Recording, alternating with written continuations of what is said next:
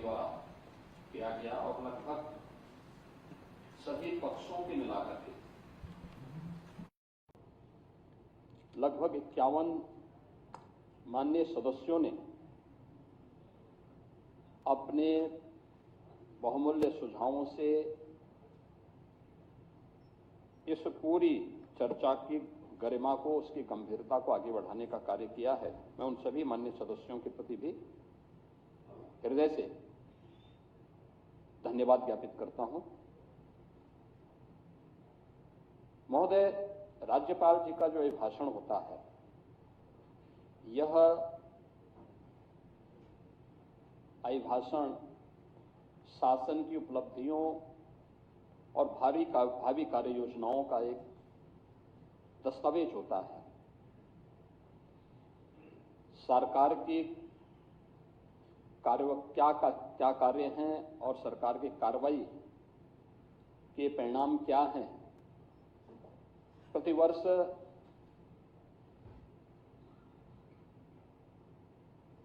विधानसभाओं में हो या संसद में हो, राज्य विधानसभाओं में माननीय राज्यपाल महोदय के द्वारा और संसद में महामहिम राष्ट्रपति जी के द्वारा इसे सदन के सम्मुख रखा जाता है और उसी के माध्यम से सरकार की उपलब्धियों और भावी कार्य योजनाओं के भी एक झलक माननीय सदस्यों को, देश को देखने को मिलता है। मैं सबसे पहले इस बात को लेकर के कि राज्यपाल प्रदेश का संवैधानिक प्रमुख होता है और एक संवैधानिक प्रमुख के प्रति जो हमारे प्रतिपक्ष के और उसमें भी मुख्य प्रतिपक्ष का जो आचरण रहा है, संवैधानिक प्रमुख के प्रति भी और एक नारी के प्रति भी जिस प्रकार का अभद्र और अशिष्ट व्यवहार रहा है, महोदय, वह न केवल लोकतंत्र को कमजोर करता है बल्कि संवैधानिक व्यवस्था से जुड़े हुए उन प्रमुख हस्तियों की अवमानना के भी दायरे में आता है। यह हम सबका दायित्व बनता है कि हम अपने राष्ट्रीय प्रतीकों का सम्मान करें, संविधान के व्यवस्था के अंतर्गत संवैधानिक प्रमुखों के प्रति सम्मान और आदर का भाव रखें और कोई ऐसा आचरण न करें जो आचरण देश की भावी पीढ़ी को गलत दिशा की ओर अग्रसर करे। खैर, जिस प्रकार का प्रतिपक्ष है उनसे इसकी अपेक्षा करना अपने आप में एक बेवकूफी जैसा होगा और यही दृश्य हम सबको यहां देखने को मिला है। यह नारी शक्ति का भी अपमान है। एक इतना अनुभवी राजनेता जो सौभाग्य से आज प्रदेश की राज्यपाल के रूप में अपना मार्गदर्शन और नेतृत्व हम सबको प्रदान कर रही है, उनके प्रति इस प्रकार का अभद्र व्यवहार इस समाजवादी पार्टी की वास्तविक सोच को, प्रतिपक्ष की नकारात्मक दृष्टिकोण को भी प्रदर्शित करता है। महोदय, राज्यपाल जी ने अपना जो अभिभाषण संवेद सदन में प्रस्तुत किया वह सरकार की उन उपलब्धियों को लेकर के भी है जो पिछले 8.5-9 वर्षों के अंदर हम लोगों ने प्रदेश के अंदर प्राप्त किया है। और मैं कह सकता हूं कि पिछले 9 वर्ष में उत्तर प्रदेश ने एक अपनी यात्रा तय की है। ये यात्रा अपराध और अव्यवस्था से अनुशासन का, कर्फ्यू से कानून के राज का, उपद्रव से उत्सव की यात्रा और समस्या से समाधान, अविश्वास से आत्मविश्वास की यात्रा है। यानी जो ये यात्रा है यह इस रूप में प्रस्तुत करता है कि आज देश और दुनिया भी इस बात को स्वीकार करती है कि उत्तर प्रदेश में चेंज आया है। और उत्तर प्रदेश में आखिर क्यों नहीं ये चेंज आना चाहिए? उत्तर प्रदेश की 25 करोड़ जनता का अधिकार है, उनको भी वो हक मिलना चाहिए था जिसका वो अधिकारी था। लेकिन दुर्भाग्य से अपने संकुचित एजेंडे को लेकर के चलने वाली सरकारों ने प्रदेश के भविष्य के साथ, यहां की जनता जनार्दन के साथ खिलवाड़ किया, उनके सामने पहचान का संकट खड़ा किया, प्रदेश को अराजकता, अव्यवस्था, अपराध का एक गढ़ बना दिया। कर्फ्यू यहां की पहचान बन गई थी। उन स्थितियों में यह उत्तर प्रदेश, जिसको हम भारत के शाश्वत मूल्यों की आधारभूमि मानते हैं, उस उत्तर प्रदेश में किस प्रकार की व्यवस्था थी यह हम सबने देखा है। लेकिन महोदय, आज मैं इस बात को कह सकता हूं कि डबल इंजन सरकार की स्पष्ट नीति, साफ नियत,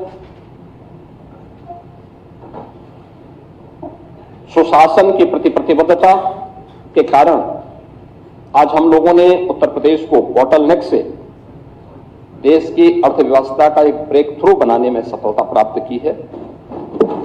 अब यूपी रेवेन्यू डेफिसिट से, रेवेन्यू सरप्लस और उपद्रव से उत्सव प्रदेश के रूप में अपनी इस यात्रा को लेकर के मजबूती के साथ आगे बढ़ा है। और महोदय, मैं कह सकता हूं, बजट का अवलोकन आप सबने किया होगा।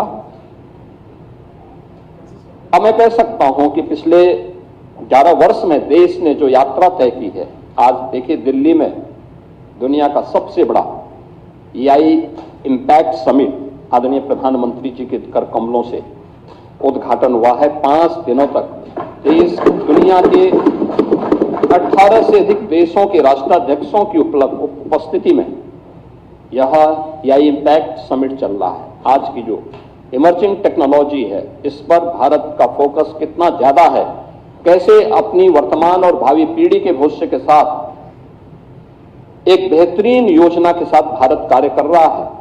और देश के अंदर जो परिवर्तन देखने को मिल रहा है, उसी परिवर्तन की आधारभूमि हम लोगों ने पिछले 8.5 पौने 9 वर्ष के अंदर उत्तर प्रदेश को बनाया है। आज उत्तर प्रदेश के अंदर दिखता है, उत्तर प्रदेश अब टेक्नोलॉजी, ट्रस्ट एंड ट्रांसफॉर्मेशन एक त्रिवेणी बन करके देश और दुनिया के सामने उभरा है। ये त्रिवेणी हमारे लिए टेक्नोलॉजी, ट्रस्ट एंड ट्रांसफॉर्मेशन इसलिए भी महत्वपूर्ण है। हम इस बात को जानते हैं कि उत्तर प्रदेश की धरती प्रयागराज की धरती है। प्रयागराज इसी उत्तर प्रदेश में है और प्रयागराज की पहचान मां गंगा, मां यमुना और मां सरस्वती की त्रिवेणी से भी है।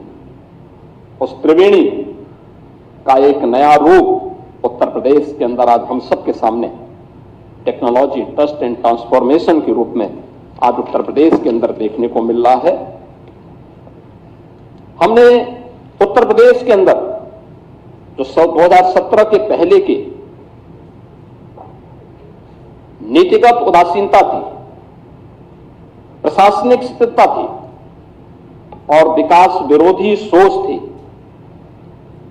उसको आज प्रदेश ने अनुशासन, निर्णायक नेतृत्व, स्पष्ट नीति और शुद्ध नियत से आज उसको नए रूप में प्रस्तुत करने का कार्य किया है।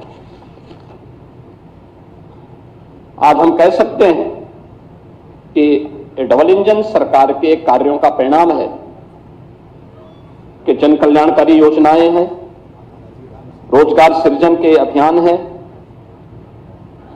प्रदेश में इन्वेस्टमेंट के बेहतरीन डेस्टिनेशन के रूप में स्थापित करने का हो या सामाजिक सुरक्षा के माध्यम से उत्तर प्रदेश को सशक्त, सुरक्षित और आत्मनिर्भर बनाने की मुहिम या प्रभावी ढंग से आज उत्तर प्रदेश के अंदर देखने को मिल रहा है। महोदय, 2017 के पहले क्या स्थिति थी उत्तर प्रदेश में? 2017 के पहले सत्ता के संरक्षण में पल रहे गुंडे और माफिया एक समानांतर सरकार का संचालन करते थे। गुंडा टैक्स और अवैध वसूली उत्तर प्रदेश की नियत बन चुकी थी। One district one mafia Uttar Pradesh को झकझोरता था। कानून चंद हाथों की जागीर बन चुका था। कर्फ्यू और दंगा आम बात हो गई थी। पर्व और त्योहार आस्था नहीं आशंका के केंद्र बन जाते थे। पुलिस का मनोबल टूटा था। न बेटी सुरक्षित थी, न व्यापारी सुरक्षित था। प्रदेश की छवि अराजकता और अस्थिरता का पर्याय बन गया था। महोदय, 2017 के बाद यही उपद्रवग्रस्त उत्तर प्रदेश आज उत्सव प्रदेश बन गया है।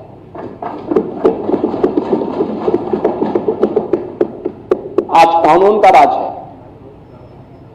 हमने बार बार कहा है, विकास की पहली शर्त रूल ऑफ लॉ है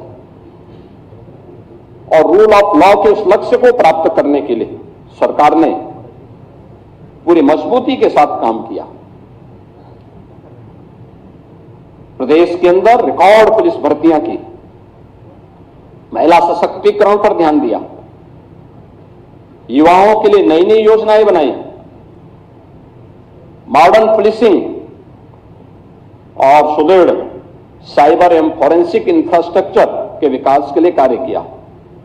आज उत्तर प्रदेश के अंदर सुदृढ़ कानून व्यवस्था की स्थिति के कारण उत्तर प्रदेश अब फेयर जोन से फेक जोन में बदल गया है।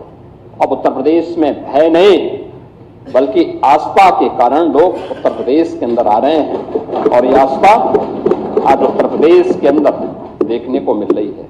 अब कर्फ्यू कल्चर नहीं है, अब जीरो टॉलरेंस कल्चर ने उत्तर प्रदेश को एक नई पहचान दी है। अब दंगों की जगह फेस्टिव और टेम्पल टेक्नोलॉजी इकोनॉमी ग्रो कर रही है, यानी यहां पे ग्रो कर रही है। जो पहले उत्तर प्रदेश के अंदर एक भय की दंगों के कारण अव्यवस्था थी, आज उसकी जगह उत्सव है, यानी फेस्टिव एंड टेम्पल इकोनॉमी प्रदेश के अंदर ग्रो कर रही है।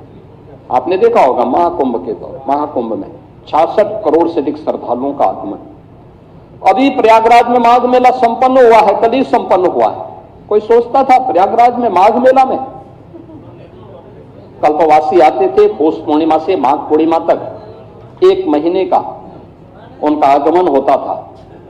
और कल ही प्रयागराज के महाशिवरात्रि के आयोजन में प्रयागराज में 40 लाख से अधिक श्रद्धालुओं ने त्रिवेणी में स्नान किया। इस पूरे माघ मेले में पहले कुल कुछ लाख श्रद्धालु आते थे, उसमें कल्पवासियों की संख्या ज्यादा होती थी। और इस बार माघ मेले में 21 करोड़ से अधिक श्रद्धालु त्रिवेणी में स्नान किया है, आस्था की डुबकी लगाया है। यानी ये जो श्रद्धालु आ रहा है उसको व्यवस्था पर विश्वास है, सुरक्षा के प्रति वह आज निश्चिंत है। और ये केवल आस्था नहीं है। हम लोग जब बात करते हैं उत्तर प्रदेश की, प्रयागराज की, बहुत सारे मुद्दों पर हम इस बात को कहते हैं। उत्तर प्रदेश तो भारत की आत्मा उत्तर प्रदेश में निवास करती है। अयोध्या की मर्यादा है, काशी की शाश्वत चेतना है, मथुरा वृंदावन की भक्ति है, तो प्रयागराज की समरसता भी हम सबको त्रिवेणी हो या कुंभ या महाकुंभ इस अवसर पर देखने को मिलती है। और इसका परिणाम आज हम सबको देखने को वहां मिल रहा है। 2017 से कोई कॉमनल राइट्स नहीं यूपी के अंदर नहीं हुए हैं। अब हम कह सकते हैं कि यूपी में न कर्फ्यू है न दंगा है, यूपी में सब चंगा। महिलाओं को सुरक्षा और व्यापारियों को भय मुक्त वातावरण दिया गया है। इन 8 वर्षों में 2,19,000 पुलिस की भर्ती, इनमें 20% महिला बेटियों के लिए आरक्षण, यानी हम लोग जब आए थे तब उत्तर प्रदेश पुलिस बल में कुल 10,000 महिला कार्मिक थे। आज इनकी संख्या बढ़कर के 44,000 से अधिक हुई है। पुलिस की क्षमता में अभूतपूर्व, ट्रेनिंग क्षमता में अभूतपूर्व वृद्धि हुई है। मुझे याद है 2017 में हम लोग आए थे, हमें पुलिस की भर्ती करनी थी, राज्य के पास ट्रेनिंग की क्षमता नहीं थी। हम लोगों ने मिलिट्री, पैरामिलिट्री और अन्य राज्यों के ट्रेनिंग सेंटर हायर किए थे और इस बार 60,200 पुलिस कार्मिकों की भर्ती हुई है। इन सब की ट्रेनिंग हम उत्तर प्रदेश के स्वयं के ट्रेनिंग केंद्रों में, ट्रेनिंग सेंटर्स में उनकी ट्रेनिंग आज सफलतापूर्वक प्रदेश के अंदर हो रही है। आज पुलिस की अवस्थापना सुविधाओं में अभूतपूर्व परिवर्तन हुआ है। अब खपड़ेल के बैरक की जगह हाई राइज बिल्डिंग में पुलिस कार्मिकों के लिए बैरक बनाए गए हैं। 7 पुलिस कमिश्नरेट मॉडर्न पुलिसिंग का एक नया मॉडल प्रस्तुत कर रहे हैं। तो साइबर थाना और साइबर सेल इनकी पहचान को और तेजी के साथ आगे बढ़ा रहे हैं। फॉरेंसिक साइंस इकोसिस्टम, आधुनिक पुलिसिंग और वैज्ञानिक साक्ष्यों के लिए आज अनिवार्य है। 3 नए कानून लागू होने के बाद पूरे देश के अंदर 7 वर्ष से ऊपर की सजा के लिए फॉरेंसिक एविडेंस अनिवार्य किया गया है और उस फॉरेंसिक एविडेंस के लिए अब सरकार ने तय किया है कि हम लोग प्रदेश के अंदर पहले केवल 2 FSL लैब थे, फॉरेंसिक जो लैब थी वो मात्र 2 थी। आज हम लोग पहले ही 12 लैब जो ये ग्रेड की है उनको प्रारंभ कर चुके हैं, 6 निर्माणाधीन है और सभी 75 जनपदों में 2-2 फॉरेंसिक वैन भी प्रदेश के अंदर आज फॉरेंसिक एविडेंस कलेक्ट करने के लिए आज संचालित हैं। 17 नगर निगम और गौतम बुद्ध नगर में सेफ सिटी की परियोजना लागू है। यूपी स्पेशल सिक्योरिटी फोर्स की 6 वाहिनियां प्रदेश के अंदर कार्यरत हैं और यूपी 112 जो इंटीग्रेटेड इमरजेंसी सेवा है, इनको भी हम लोगों ने प्रदेश के अंदर तेजी के साथ आगे दी है। इसके रिस्पांस टाइम को बेहतर किया है। पीएसी जो दंगाइयों की काल थी उसको पिछली सरकारों ने अपने स्वार्थ के कारण एक प्रकार से बंदी की कगार पर पहुंचा दिया था। हमने फिर से 34 पीएसी की कंपनियों को पुनर्जीवित किया है और 3 महिला बटालियन अब पहली बार यूपी पीएसी में गठित हुई हैं और ये भी 3 उन वीरांगनाओं के नाम पर जिन्होंने देश की स्वाधीनता आंदोलन को एक नई गति दी थी, उनके नाम पर गठित हुई है, जिनमें वीरांगना चलकारी बाई, वीरांगना अवंती बाई और वीरांगना उदा देवी, इन तीनों के नाम पर ये 3 पीएससी की बटालियन यूपी के अंदर गठित हुई हैं और 3 नए पीएससी की बटालियन के गठन के लिए प्रदेश तेजी के साथ कार्य कर रहा है। महोदय, प्रदेश अपनी विरासत पर गौरव की अनुभूति करता है। पूरा देश आदरणीय प्रधानमंत्री जी की प्रेरणा से अपनी विरासत पर गौरव की अनुभूति करता है और हम लोगों का मानना है कि विरासत से युक्त विकास ही एक उज्जवल भविष्य की एक आधारशिला होती है। लेकिन अपने राजनीतिक स्वार्थों के लिए अगर कोई उन आक्रांताओं को महिमामंडन करता है जिन्होंने भारत की आत्मा पर प्रहार किया, जिन्होंने भारत की आस्था को रौंदने का कार्य किया है, मुझे लगता है कि आज का नया भारत, आज का नया उत्तर प्रदेश, ये नए भारत का नया उत्तर प्रदेश इसको स्वीकार करने को तैयार नहीं है, कतई तैयार नहीं है। आप देखें किस प्रकार से, यानी आक्रांताओं को महिमामंडन करना, देशद्रोही तत्वों के समर्थन में बयानबाजी करना, या राष्ट्रीय प्रतीकों को के प्रति अपमानजनक टिप्पणी करना ये किसी राष्ट्रद्रोह से कम नहीं। वंदे मातरम का 150वां वर्ष चल रहा है। कुछ लोग हैं उनमें राष्ट्रगीत जिसे भारत के संविधान सभा ने सर्वसम्मति से सम्मान देकर के राष्ट्रगीत के रूप में प्रस्तुत किया, और हम आभारी हैं प्रधानमंत्री मोदी जी के जिन्होंने राष्ट्रगीत को अनिवार्य रूप से देश के अंदर लागू करने के लिए एक नोटिफिकेशन जारी करवाया कि राष्ट्रगीत भारत के आन मान शान का प्रतीक है और भारतवासी को अपने पुरातन वैभव पर गौरव की अनुभूति करनी चाहिए। और इन सभी प्रतीकों के साथ साथ राष्ट्र नायकों का सम्मान हम सब भारतीयों का दायित्व बनता है। अगर हम आक्रांताओं का महिमा मंडन कर रहे हैं और राष्ट्र के प्रतीकों का, भारत के तिरंगे का, भारत के राष्ट्रगान का, भारत के राष्ट्रगीत का, भारत के महापुरुषों का अपमान कर रहे हैं, एक प्रकार से हम संविधान की अवहेलना कर रहे हैं। मैं पूछना चाहता हूं समाजवादी पार्टी और कांग्रेस से, एक तरफ संविधान के नाम पर जनता की आंखों में धूल झोंकने का कार्य कर रहे हैं और दूसरी तरफ वंदे मातरम जैसे राष्ट्रगीत का इनके द्वारा विरोध करवाया जा रहा है। इनके सदस्य धड़ल्ले से बोल रहे हैं कि हम वंदे मातरम के लिए खड़े नहीं होंगे, हम नहीं गाएंगे। क्या मतलब है इसका? यानी हिंदुस्तान में रहोगे और भारत के राष्ट्रगान और राष्ट्रगीत को गाने में आपको दिक्कत होती है, ये चीजें नहीं चल सकती हैं।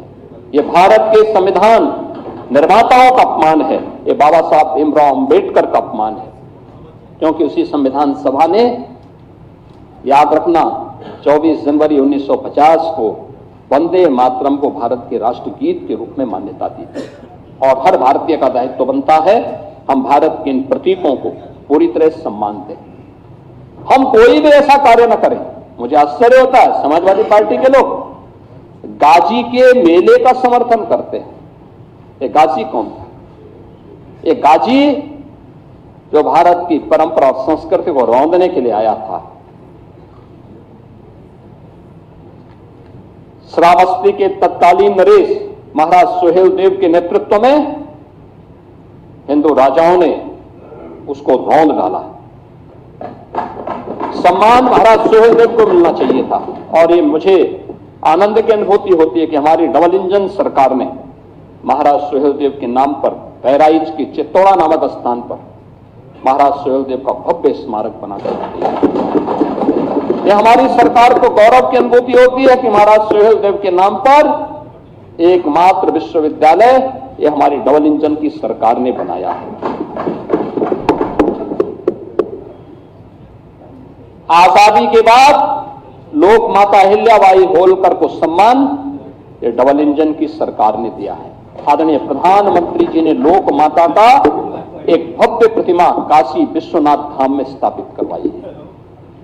लेकिन गुमराह करना, असत्य वाचन करना और उसके माध्यम से गुमराह करने की जो प्रवृत्ति है समाजवादी पार्टी की, आज समाजवादी पार्टी लोक माता के नाम पर इसी प्रकार को गुमराह कर रही है। राम मंदिर का विरोध करते हैं, काशी विश्वनाथ धाम का विरोध करते हैं, क्या उस प्रकार के तत्वों को प्रश्रय देते हैं? ये प्रवृत्ति दिखाती है इनको भारत की आस्था के प्रति कोई सम्मान नहीं है, कोई सम्मान नहीं है। जन्माष्टमी को रोकने का काम, कांवड़ यात्रा को रोक लगाने का काम, अयोध्या की 84 कोसी परिक्रमा हो या दीपोत्सव रंगोत्सव के कार्यक्रम, यह प्रतिपक्ष से जुड़े हुए दलों ने अपने समय में इनको रोकने का काम किया था। कांग्रेस तो सुप्रीम कोर्ट में यहां तक कह दी थी कि राम और श्री कृष्ण ये दोनों मिथक हैं। समाजवादी पार्टी ने अपने समय में राम भक्तों पर गोलियां चलाई थी, मंदिर निर्माण के मार्ग में बाधा पैदा करने के लिए अपने अधिवक्ता तैयार किए थे। लेकिन हम इस बात को कह सकते हैं कि हिंदुस्तान में भारत की आस्था को भी कैद करके नहीं रख सकता है और यतो धर्मस् ततो जय के भाव के साथ वह विजयी जरूर होगी, और यही हुआ है। और आज अयोध्या में हम देख सकते हैं प्रभु श्री राम का भव्य मंदिर का निर्माण हो गया है। आज देश और दुनिया आती है देखने के लिए, लाखों की संख्या में हर दिन श्रद्धालु आ रहा है, हर दिन आ रहा है, प्रफुल्लित होके जाता है। ये आस्था के केंद्र केवल आस्था के केंद्र नहीं है, ये वास्तव में राष्ट्र चेतना के केंद्र भी है। राष्ट्र की शाश्वत चेतना को एक ताकत मिलती है यहां से, और वहां से हम लोगों ने आज इस कार्य को आगे बढ़ाया है। इन्हीं बातों को लेकर के हम लोग ये लगातार इन बातों को देखते हैं कि भारत की इस आत्मा के प्रति सम्मान का भाव रखना और वहां कार्य करना, कि हम सबके लिए गौरव की बात है। और हम लोगों ने उसी कार्य के साथ अपनी विरासत पर गौरव की अनुभूति करने के साथ ही उससे प्रेरणा, उसका सम्मान और उसके बेहतर भविष्य के लिए एक ठोस कार्य योजना के साथ ये डबल इंजन सरकार ने कार्य किया है। हमने गुलामी की मानसिकता से मुक्ति का मार्ग लेकर के आदरणीय प्रधानमंत्री जी ने देश की आजादी के अमृत महोत्सव वर्ष के समय विकसित भारत के लिए जिन पंच प्रण की बात की थी, उसी से प्रेरणा लेकर के आज हम एक सशक्त भारत की अटल आधारशिला बनाने के लिए हम लोगों ने अपनी आस्था को आगे बढ़ाने का काम किया है। आज प्रयागराज हो, अयोध्या हो, काशी हो, मथुरा वृंदावन हो, विंध्याचल हो, चित्रकूट हो, सुखतीर्थ हो, संभल, बरेली, नैमिषारण्य, ये जितने भी पावन तीर्थ हैं, हमारे बौद्ध परिपथ हैं, अन्य भारत में जन्मी हुई उपासना विधियों से जुड़े हुए जितने भी तीर्थ स्थल हैं, इन सब के समग्र विकास के लिए आज वहां पर जन सुविधाओं के विकास करने के साथ ही डबल इंजन सरकार ने उनके समग्र विकास के लिए भी कार्य प्रारंभ किया है। आज उत्तर प्रदेश की पहचान, जब मैं उत्सव प्रदेश की बात कर रहा हूं, तो उसकी पहचान दीपोत्सव से होती है। आज उसकी पहचान देव दीपावली से होती है, आज उसकी पहचान रंगोत्सव से होती है। अब ये केवल एक आयोजन मात्र नहीं है, बल्कि यह भारत के आध्यात्मिक गौरव का एक वैश्विक उत्सव के रूप में इन्होंने अपनी एक पहचान बनाई है। कौन ऐसा भारतीय होगा जिसने अयोध्या के दीपोत्सव को, काशी के देव दीपावली को और मथुरा वृंदावन के रंगोत्सव के कार्यक्रम के साथ आत्मिक भाव के साथ में जुड़ा हो। और आस्था का सम्मान करने का परिणाम क्या है? यही उत्तर प्रदेश, जिसको बीमारू राज्य कहकर के लोग इसकी तौहीन करते थे, इसके बारे में हंसते थे, तमाम प्रकार की टिप्पणियां करते थे, और जब हम लोग 2017 में आए थे, तब उत्तर प्रदेश की जो जीएसडीपी थी, यह मात्र 13 लाख करोड़ की थी। और यानी 1947 से लेकर के 2017 तक इन 70 वर्षों में इस यात्रा को तय करने में समय लगे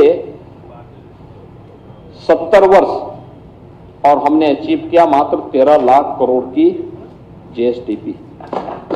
लेकिन बहनों, इसमें मैं कह सकता हूं कि 2017 के बाद मात्र 8 वर्ष के अंदर, 8-8.5 वर्ष के अंदर डबल इंजन सरकार ने इसमें 23 लाख करोड़ अतिरिक्त जोड़े हैं। अब उत्तर प्रदेश की अर्थव्यवस्था 36 लाख करोड़ की हो चुकी है।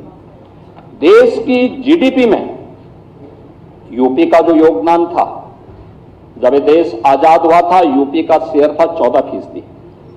लगातार घटते घटते घटते घटते 2017 तक आते आते यह 16-17 में आते आते 8% रह गया।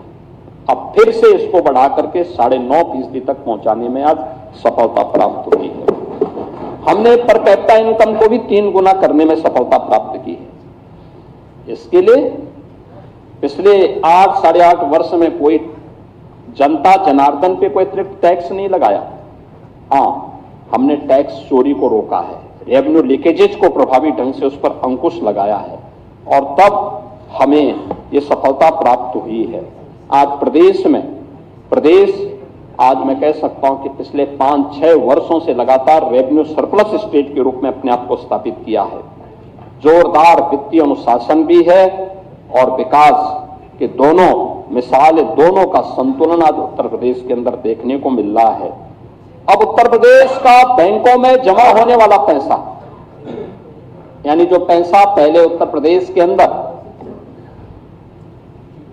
100 रुपया अगर जमा होता था तो मात्र 43 रुपया बैंकों में जमा, वहां पब्लिक के उपयोग में खर्च होता था।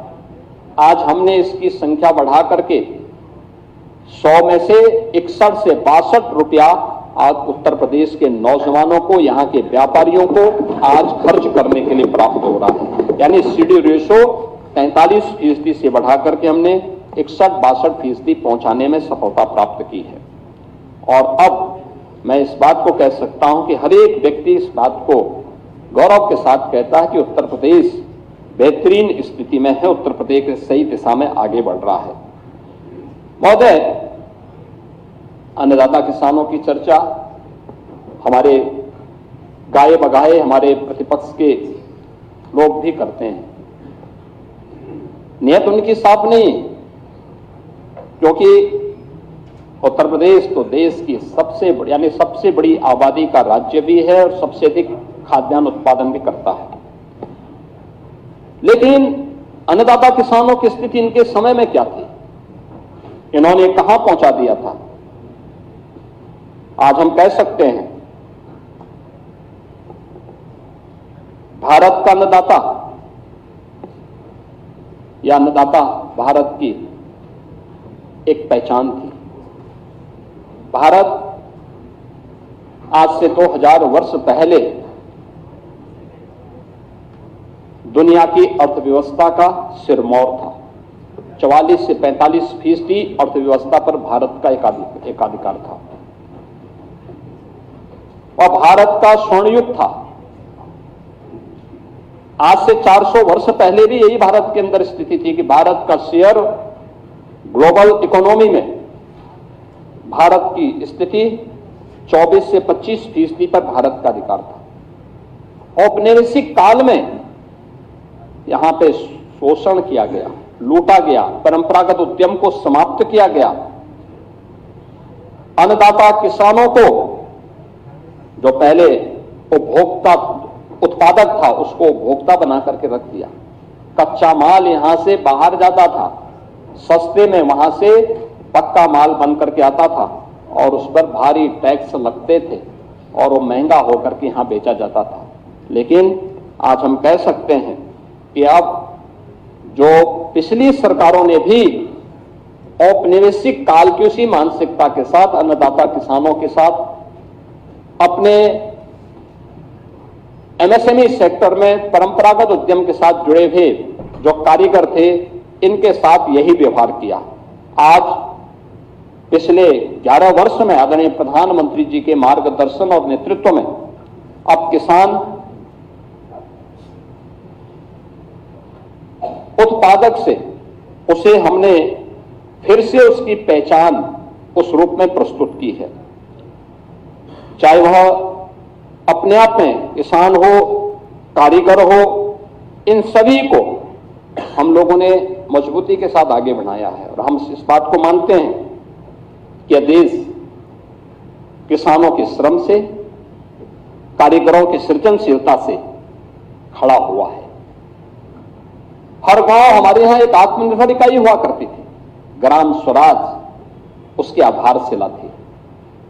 आज चाहे वह कृषि हो, पशुपालन हो, हस्तशिल्प आदि कोई भी क्षेत्र रहा हो, यहां पहले किसान उत्पादक था, कारीगर स्वयं में उद्यमी था, व्यापारी राष्ट्र को जोड़ने की सेतु हुआ करता था। उत्तर से दक्षिण, पूरब से पश्चिम, पूरे देश को जोड़ने का काम होता था। 17 के पहले कृषि के बारे में कोई स्पष्ट नीति नहीं थी। अन्नदाता केवल एक वोट बैंक बन गया था। लागत अधिक थी, उत्पादन कम था और बिचौलियों का वर्चस्व था। 17 के बाद डबल इंजन की डबल स्पीड, लागत कम, उत्पादन ज्यादा।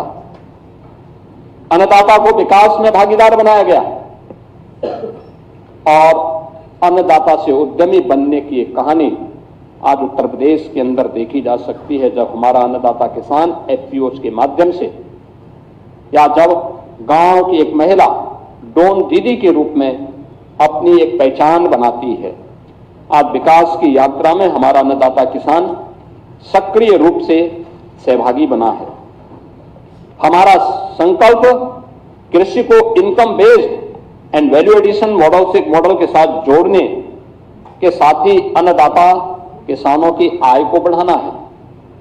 आज उत्तर प्रदेश में कृषि विकास की दर 8-8.5% से बढ़कर के 18% हम लोगों ने प्राप्त किया है।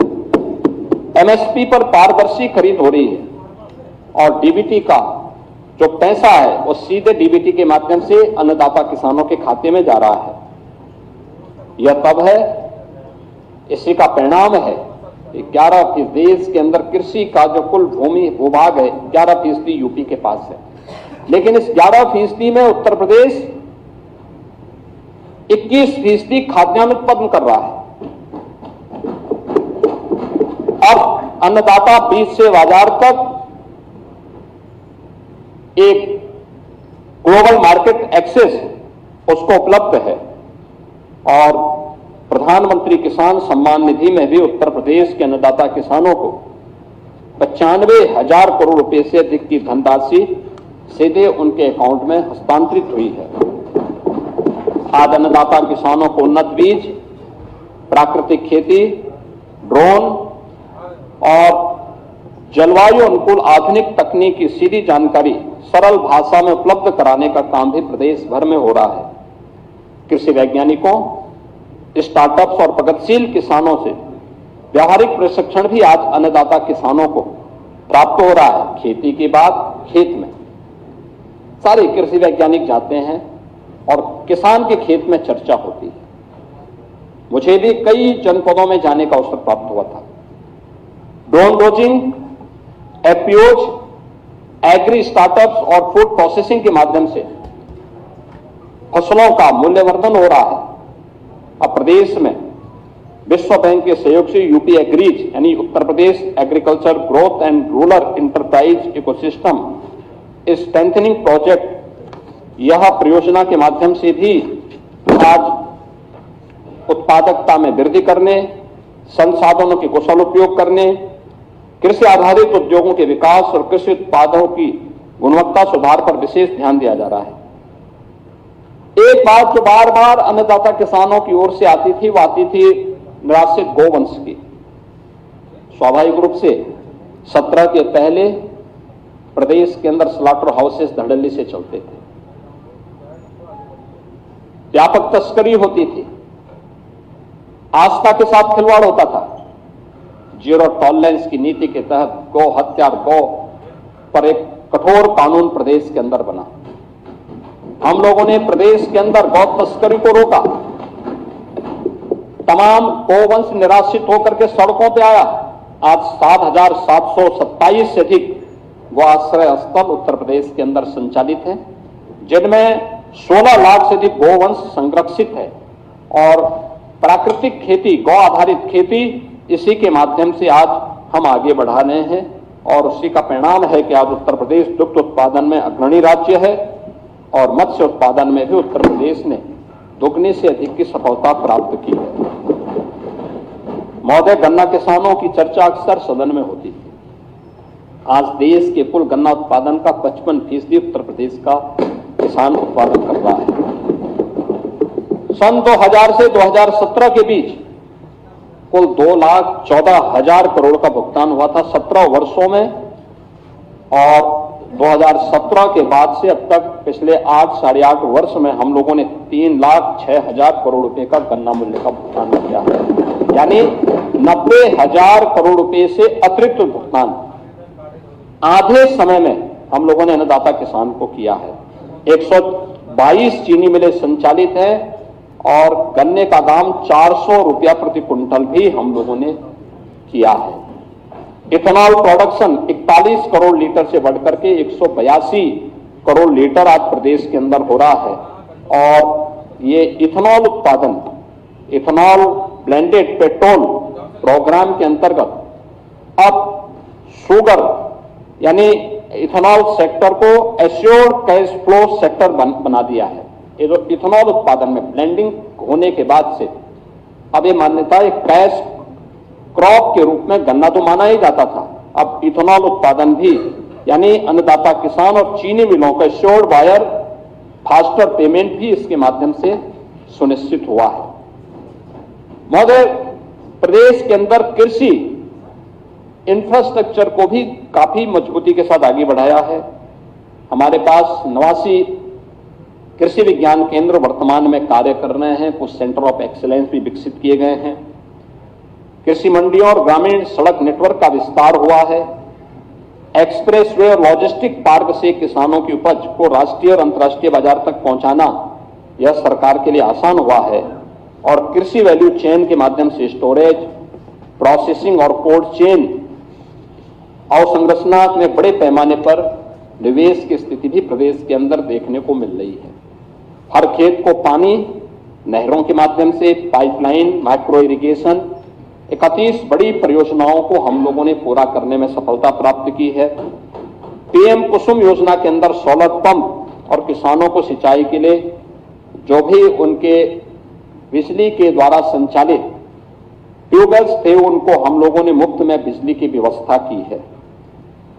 कुशीनगर में महात्मा बुद्ध के नाम पे एक कृषि और प्रौद्योगिकी विश्वविद्यालय की स्थापना का कार्य युद्धस्तर पर चल रहा है। तो लखनऊ में किसानों के मसीहा चौधरी चरण सिंह जी के नाम पर एक सीड पार्क की स्थापना का काम यहां लखनऊ में हो रहा है। प्रदेश में डिजिटल इकोसिस्टम और कोऑपरेटिव के माध्यम से एग्री इकोसिस्टम का सशक्त किया गया है। अब ई-केसीसी के माध्यम से ऋण स्वीकृति का समय 3 से 4 सप्ताह से घटकर के मात्र 5 मिनट हो गया है। प्रदेश में अन्नदाता किसान और सरकार एआई आधारित कृषि प्रणाली पर काम कर रही है। यूनियन बजट में प्रस्तुत भारत विस्तार एआई कृषि प्लेटफॉर्म किसान को उसकी भाषा में निर्णय सक्षम बनाकर हमें और लाभान्वित करेगा।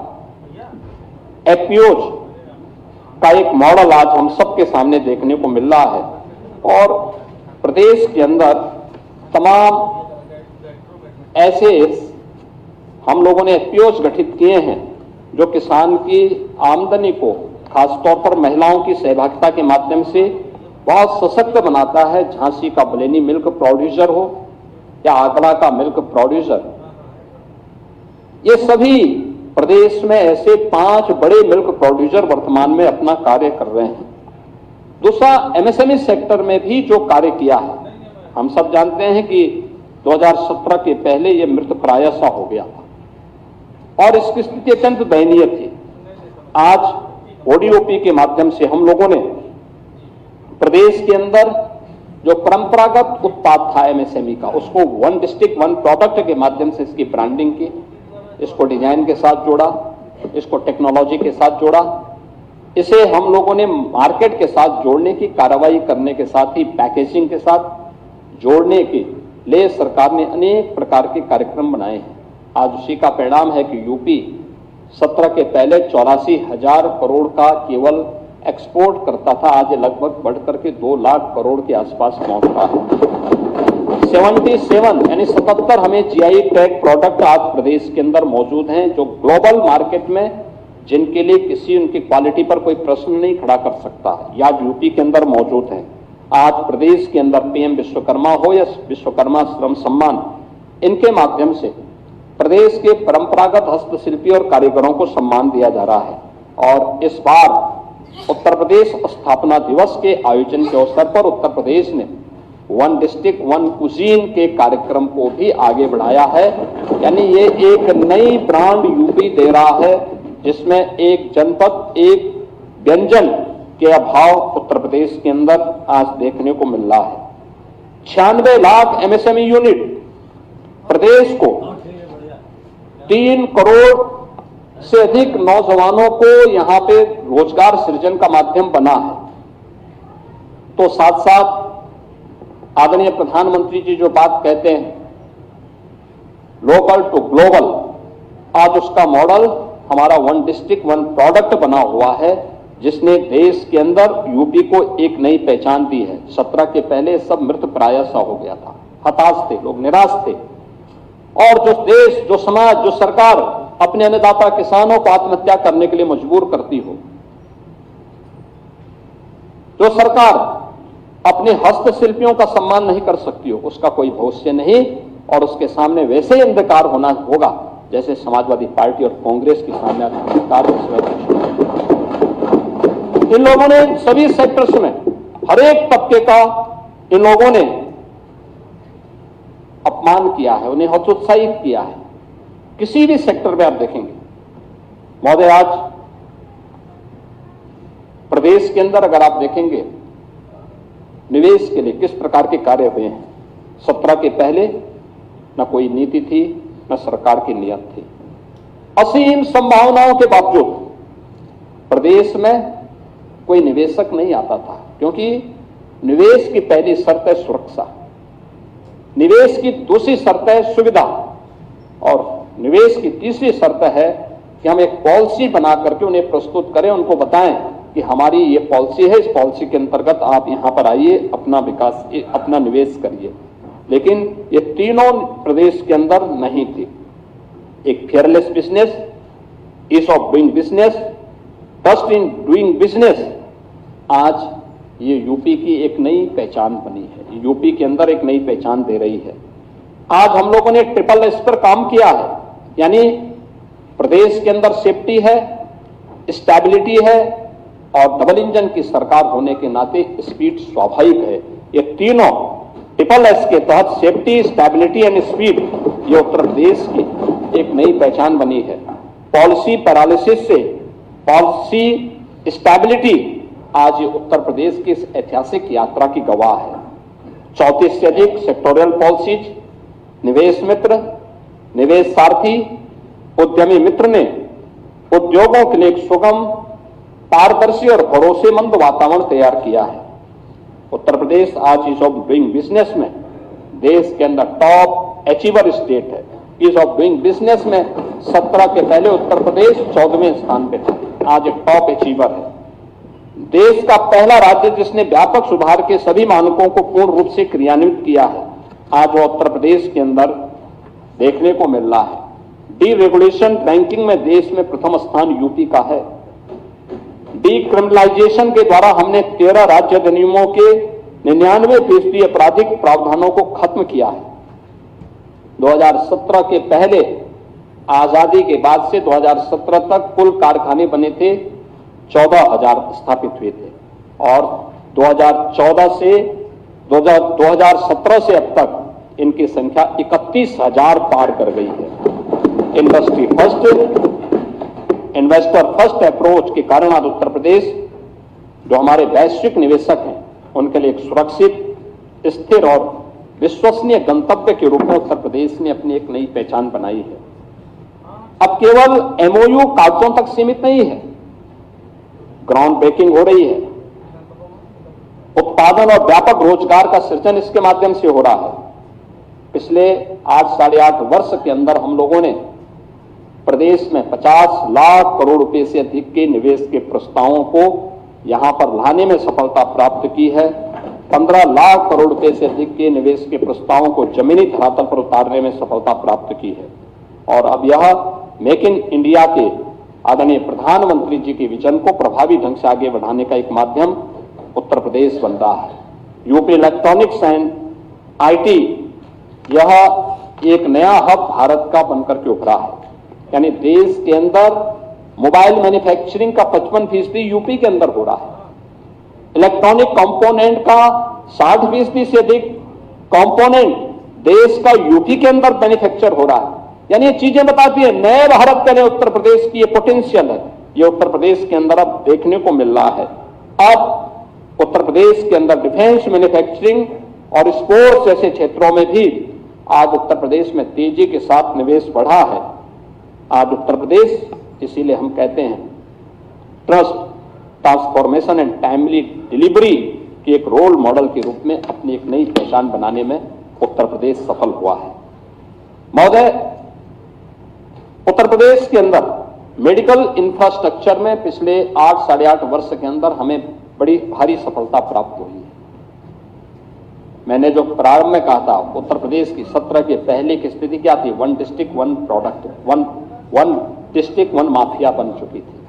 आज मुझे अच्छा लगता है देखते हुए, आज 1 district 1 medical college, 1 district 1 product आज यूपी की पहचान करेगी।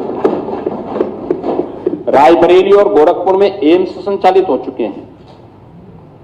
आज हर जनपद में आईसीयू है।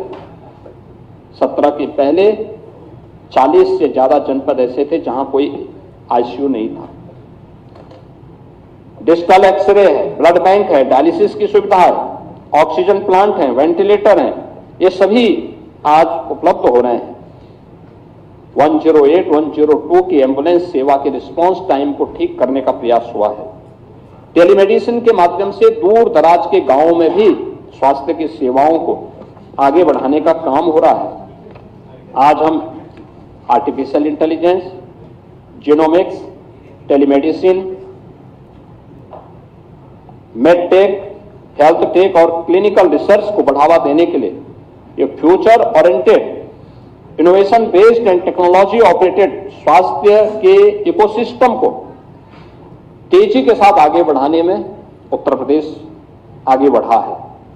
आज डबल इंजन सरकार का यह कार्य हर एक स्तर पर देखने को मिल रहा है और हमें कहते हैं कि आप कितनी भी बड़ी घोषणा करें, रिजल्ट क्या है? और रिजल्ट उसका यही है कि 2017 के पहले इंसेफ्लाइटिस से मासूम बच्चों की मौत होती थी।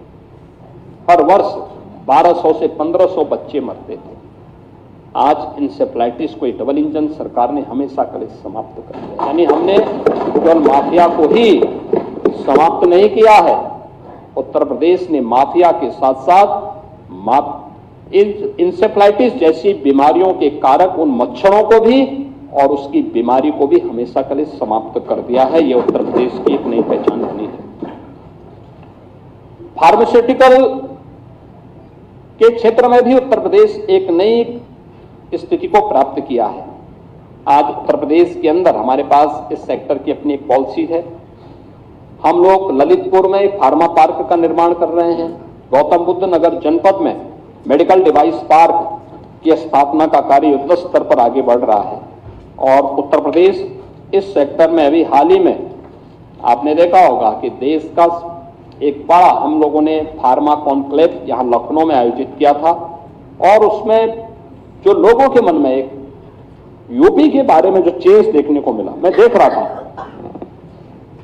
मेरठ के एक सज्जन जिन्होंने फार्मा के एक बड़े उद्यमी हैं देश के, मेरठ के ही रहने वाले थे, उन्होंने कहा साहब मैं 2006 में रोते हुए यूपी छोड़ करके भागा था, क्योंकि किसी को भी जाना, अपनी धरती को छोड़ना अच्छा नहीं लगता।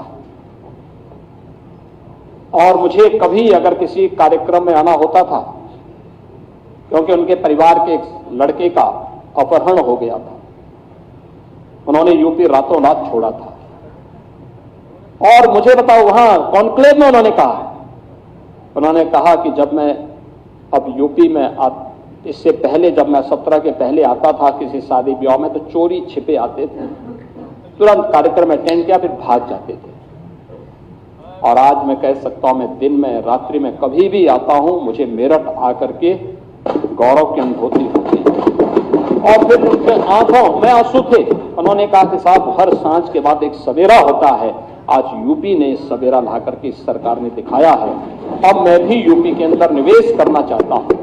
हर बड़ा फार्मा सेक्टर का उद्यमी यूपी के अंदर निवेश करने को इच्छुक है। इसीलिए 1472 एकड़ में हम लोग एकीकृत फार्मा पार्क ललितपुर में बना रहे हैं और इसके साथ ही हम लोगों ने 350 एकड़ में हम लोगों ने ग्रेटर नोएडा में यहाँ पे मेडिकल डिवाइस पार्क की अथॉरिटी में हम लोग उसका निर्माण का कार्य तेजी के साथ आगे बढ़ा चुके हैं। प्रदेश के अंदर हर एक सेक्टर में हम लोगों ने कार्य किया है, खासतौर पर चाहे वह भूबंधु जातियां हों, जनजातीय समाज हों जिनकी कोई बाइस नहीं थी, बनटांगियां हो, मुसहर है, थारू है, कोल है, बुक्सा है, ये जितनी भी जातियां थी, जनजातीय समुदाय हों, कोल हैं, इन सबको जमीन के पट्टे देने के साथ ही इनको आवास उपलब्ध करवाने की कार्रवाई, अन्य बुनियादी सुविधाएं उपलब्ध करवाने की कार्रवाई, ये सभी आज प्रदेश के अंदर तेजी के साथ आगे बढ़े हैं। पीएम आवास योजना में जो आच्छादित थे उन्हें पीएम आवास, शेष सीएम आवास योजना भी ग्राम्य विकास विभाग के माध्यम से संचालित होकर के उन सभी के जीवन में परिवर्तन करने का एक कारक बन रहा है। पिछले 9 वर्षों में सुरक्षा से समृद्धि और एम्पावरमेंट से एक्सीलेंस तक, यानी आत्मनिर्भर, उद्यमी और नेतृत्वकारी नारी शक्ति की यात्रा को हम लोगों ने देखा है। आज महिला सुरक्षा के साथ साथ शिक्षा, कौशल और स्वरोजगार, स्वास्थ्य और नेतृत्व के हर स्तर पर महिलाओं की सशक्त भागीदारी, यह आज प्रदेश के अंदर देखने को मिल रही है। हम लोगों ने 9 लाख सरकारी नौकरी यूपी के नौजवानों को दी है और मुझे बताते हुए प्रसन्नता है कि इनमें 1,75,000 से अधिक केवल बेटियों को दिया है, उत्तर प्रदेश की बेटियों को। आज बीसी सखी हो, ड्रोन दीदी हो, सेल्फ हेल्प ग्रुप और लखपति दीदी का एक मजबूत इकोसिस्टम यूपी के पास है। मिशन शक्ति के 5 चरण संपन्न हुए हैं। महिला सुरक्षा, सम्मान और स्वावलंबन के साथ अब महिला श्रम बल में इसका परिणाम क्या है? 13%, 2017 के पहले जो महिला श्रम बल यह 13% था, अब बढ़कर के 36% तक पहुंचा है और ये मजबूती के साथ आगे बढ़ा है। और इसका बड़ा प्रमाण और क्या नहीं, क्या हो सकता है कि पहले जो एक कहावत थी ना कि देख सफाई बिटिया घबराई, अब वह नहीं है। अब तो प्रदेश के अंदर हम देख सकते हैं कि नाइट शिफ्ट में भी महिलाएं प्रदेश के अंदर ऑफिस में और उद्योगों में काम कर रही हैं। अभी आदरणीय प्रधानमंत्री जी ने सी मार्ट की घोषणा यूनियन बजट में करवाई है। ये गांव की उन महिला स्वयंसेवी समूह के लिए जो स्थानीय स्तर पर कोई प्रोडक्ट बनाती है, उनके लिए एक प्लेटफॉर्म का काम करेगा। उत्तर प्रदेश इस योजना के साथ जुड़ने का इच्छुक है। आज उज्ज्वला योजना, बेटी बचाओ बेटी पढ़ाओ अभियान, मातृवंदना योजना, मुख्यमंत्री कन्या सुमंगला योजना, मुख्यमंत्री सामूहिक विवाह की योजना, ये सभी उनके जीवन को उज्जवल बनाने में सहयोग कर रही हैं। तो 1,06,00,000 से अधिक निराश्रित महिलाएं, वृद्धजन और दिव्यांग जनों को 12,000 रुपये सालाना पेंशन की सुविधा भी हम प्रदेश के अंदर उपलब्ध करवा रहे हैं। और हम लोगों ने इस बार के बजट में व्यवस्था की है कि इन सभी के पेंशन की इस राशि को बढ़ाने का काम सरकार करेगी। इनके लिए करेंगे, आंगनबाड़ी, आशा वर्कर, इन सभी के भी मानदेय को बढ़ाएंगे। शिक्षा मित्र, अनुदेशक, इन सब के लिए भी सरकार कार्य कर रही है। और ये सरकार पहली सरकार है जिसने शिक्षा मित्रों के लिए, शिक्षकों के लिए, किसी पर कोई भी शिक्षक हो, उच्च शिक्षा के हो, माध्यमिक के हो, बेसिक के हो, वे शिक्षा मित्र हो, अनुदेशक हो, इन सबको, शिक्षणोत्तर कर्मचारियों, इनको हम लोगों ने 5 लाख रुपए तक की कैशलेस स्वास्थ्य की सुविधा उपलब्ध करवाई। ये सभी को उपलब्ध करवा चुके हैं। 1 अप्रैल से लागू भी हो जाएगा। लेकिन आखिर पिछली सरकारें कर क्या रही थी? यहां 60 लाख से अधिक आवास ग्रामीण और शहरी क्षेत्र में उपलब्ध करवाए गए। पिक एंड चूज नहीं हुआ। गरीब गरीब है, हर जरूरतमंद को ये सुविधा मिलनी चाहिए। हमारे लिए सबका साथ और सबके विकास, प्रधानमंत्री जी का यह स्लोगन एक मंत्र के रूप में अंगीकार करते हुए हम लोगों ने हर जरूरतमंद को इन सुविधाओं के साथ जोड़ने का काम किया है। और अब सरकार इस बारे में भी कह रही है कि आगे भी विकास का यह मॉडल इसी रूप में आगे बढ़ेगा। हर जरूरतमंद को प्रदेश सरकार उसी रूप में आगे बढ़ाने का काम करे। जीरो पॉवर्टी के लक्ष्य को प्राप्त करने के दिशा में सरकार ने जो काम प्रारंभ किया है। हर जरूरतमंद को राशन कार्ड की सुविधा, याद करिए 2017 के पहले सबसे ज्यादा शिकायत आती थी राशन वितरण की।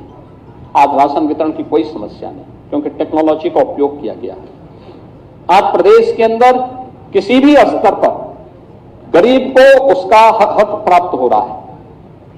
हम जब इसकी बात करते हैं, राजस्व से जुड़े हुए तमाम मामले आते हैं, पैमाइश का है, लैंड यूज का है, वरासत का है, नामांतरण का है।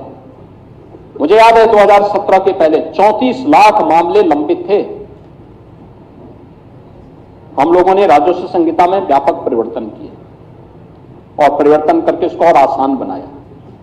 और मुझे बताते हुए प्रसन्नता है कि महोदय पिछले 8.5 वर्ष के अंदर प्रदेश के अंदर राजस्व से संबंधित पैमाइश से, नामांतरण से, वरासत से जुड़े हुए जितने भी मामले थे, इन सब में 10 लाख नए मामले आए। लेकिन पिछले 34 लाख मामले जो थे, अगर न्यायालय में लंबित नहीं है, उन सभी का निस्तारण भी इस दौरान हमारी सरकार ने किया है। यानी 34 वर्षों की बोझ को सरकार ने 8-9 वर्षों के अंदर पूरा दूर किया है। एक कॉमन मैन को उसके माध्यम से हम लोगों ने राहत दी है। अब सरकार का फोकस, जब सबका साथ और सबके विकास की बात आती है, तो सरकार का फोकस तुष्टीकरण नहीं, एक कॉमन मैन की संतुष्टीकरण की तरफ होता है। और उसी संतुष्टीकरण के माध्यम से हम इस कार्य को आगे बढ़ाने का काम भी कर रहे हैं। और इसी का परिणाम है कि प्रदेश में बहुआयामी गरीबी से 6 करोड़ से अधिक लोगों को गरीबी रेखा से ऊपर उठाने में मदद प्राप्त हुई है।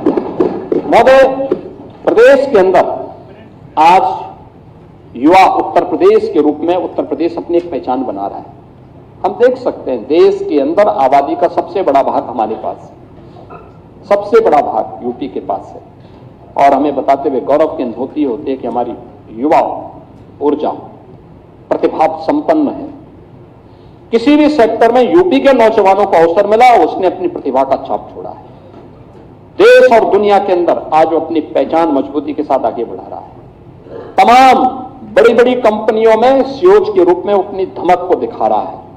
हर एक सेक्टर में उसने अपनी एक पहचान बनाई है और उस पहचान को आगे बढ़ाने के लिए आज उत्तर प्रदेश के युवाओं के लिए, उत्तर प्रदेश में यानी 56 से 60% वर्कफोर्स है हमारे यहां यूथ की। ये कार्य कामकाजी है और उसको शिक्षा के साथ, कौशल विकास और तकनीक के साथ जोड़ने की कार्रवाई हो रही है। और इसके लिए artificial intelligence, digital technology, defence manufacturing, semiconductor और डाटा साइंस जैसे सेक्टर में भी हम लोगों ने तेजी के साथ इस कार्यक्रम को आगे बढ़ाने का काम किया है। हम सब आभारी हैं आदरणीय प्रधानमंत्री जी के, जिन्होंने कोविड कालखंड में 2020 में देश को एक नई राष्ट्रीय शिक्षा नीति दी है। ये राष्ट्रीय शिक्षा नीति परंपरागत अध्ययन के साथ साथ स्किल डेवलपमेंट पर ध्यान दे रही है और स्किल डेवलपमेंट को उसका पार्ट बना रही है।